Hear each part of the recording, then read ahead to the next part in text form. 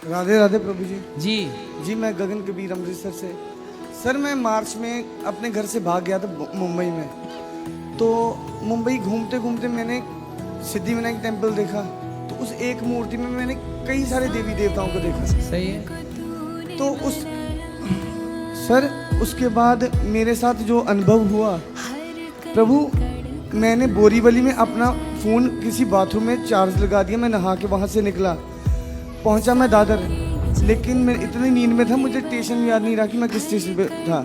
दादर से मैं पूरा दिन भ्रमण करता रहा, पूरे प्रक्रिया करता रहा उसकी परिक्रमा।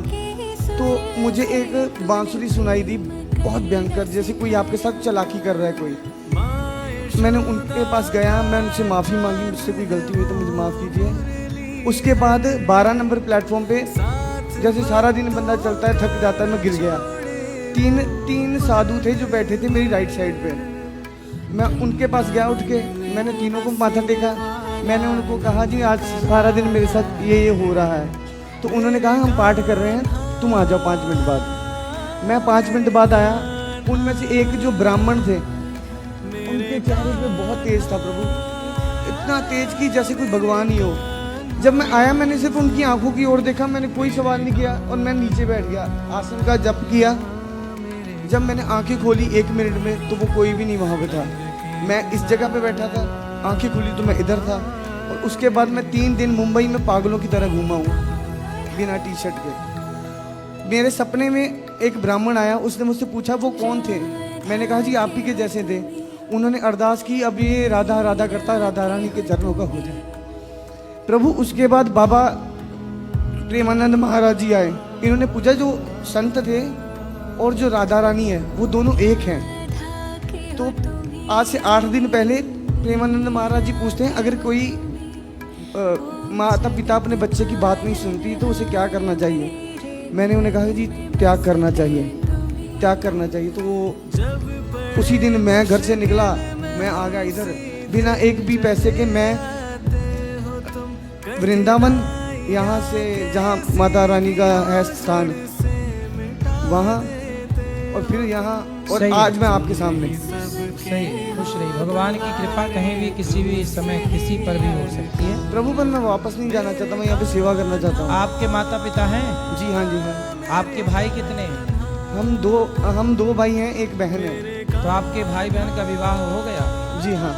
आप सबसे बड़े हैं कि छोटे हैं? मैं सेंटर वाला हूँ। तो आप घर क्यों नहीं जाना चाहते?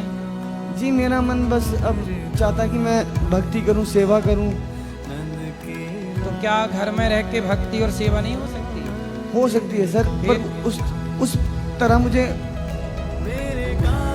भगवत प्राप्ति नहीं होगी। तो यहाँ हो जाए। हमारे घर में खुद का ही दादू का ठेका है और मैं जब से मैं यहाँ आया हूँ मैं तब की छोड़ी है 8 दिन में, नहीं तो रोज आधा बोतल ऐसे। तो आपका खुद का दारू का ठेका है? जी हाँ है, तो गवर्नमेंट पर है हमारे पास। तो आप पीते हो शराब? जी पीता हूँ, पीता था घर पे पर अब नहीं पीऊँ। ठीक है, अच्छा है, भजन करो, संतों का संग करो। और आपका विवाह नहीं हुआ? नहीं। और सर मैंने भागवत गीता की कसम खाई है मैं कभी भी शादी नहीं करूँगा। क्यों? मर्जी है सर मेरी।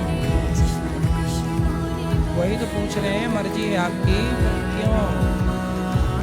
मर्जी ठीक है, आप ठीक कह रहे हैं, फिर भी बता दो हमें क्यों नहीं करना है, क्या दिक्कत है? सर जब एक बार किसी इंसान से भरोसा उठ जाता है तो दोबारा करना किसी इंसान के भी बस की बात नहीं। तो किससे भरोसा उठा आपका? किससे भरोसा उठा?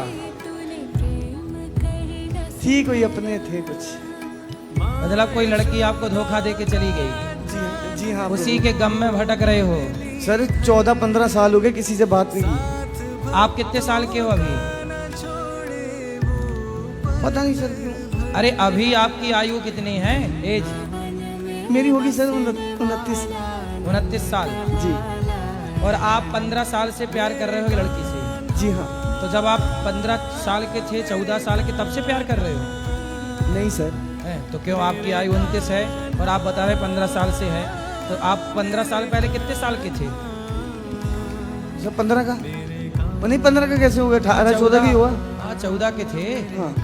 तो 14 साल से प्यार कर रहे हो। जब 14 साल की उम्र में आदमी लड़का 14 साल की उम्र में कुछ नहीं समझता। अरे सर, आजकल तो बच्चे 7-8 साल के बच्चे को पूछो, वो भी कहेगा ये मेरी गर्लफ्रेंड है।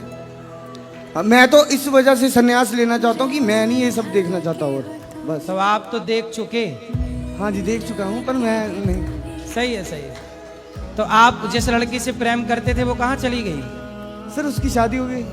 तो आपने क्यों नहीं कर ली उससे शादी? अरे वादा उससे किया था, तो शादी किसी और से क्यों?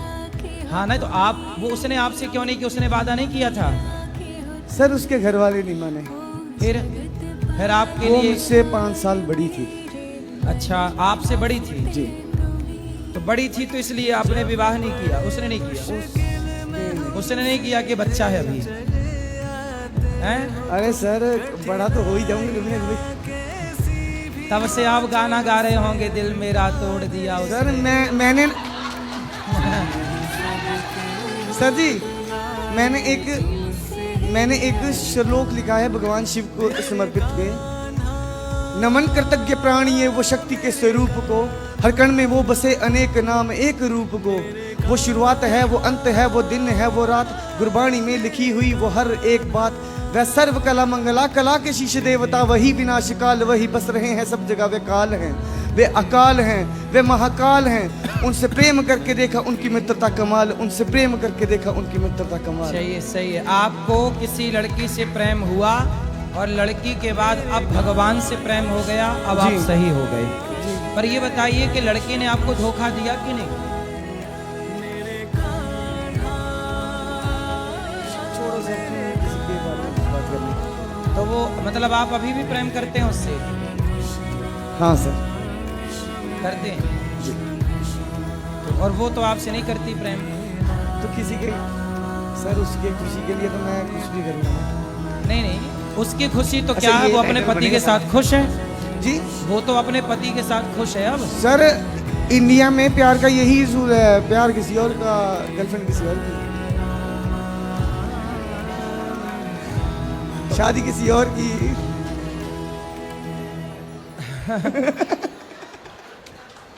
आपकी वाली ने तो गजब कर दिया, दिल में आपको रखा, ब्याह किसी और से कर